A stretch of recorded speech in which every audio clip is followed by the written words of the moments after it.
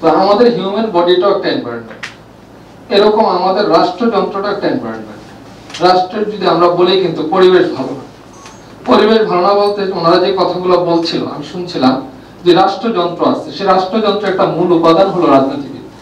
সেখান থেকে আমাদের প্রতিনিধি তৈরি হয়, ডিসিশন মেকিং হয় এবং সাধারণ জনগণের স্বার্থে ওনারা ডিসিশন নিয়ে থাকে এবং সাধারণ জনগণের স্বাধীনতা যাতে এনজয় করতে পারে, উপভোগ করতে পারে, কাজে লাগাতে পারে দেশের উন্নতির জন্য, নিজের উন্নতির জন্য, প্রতিষ্ঠানের জন্য, এই জন্য ওনারা কাজ করে থাকে।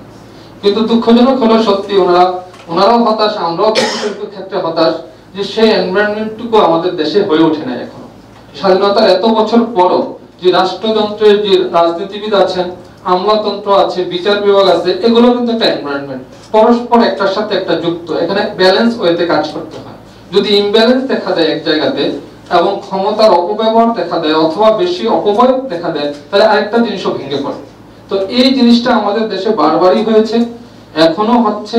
আমরা আশা করি ভবিষ্যতে এই যেটি জুলাইয়ের আগস্টের পরে 24-এর পরে আমরা আশা করি যাতে এগুলার পুনরাবৃত্তি আর না হয়, যাতে আমাদের রাষ্ট্রযন্ত্রের যে এনভায়রনমেন্ট ঠিক থাকে, এদেশের মানুষ যাতে তাদের অধিকার পায় এবং স্বাধীনতাকে উপভোগ করে নিজেকে এবং দেশকে এগিয়ে নিয়ে যায়।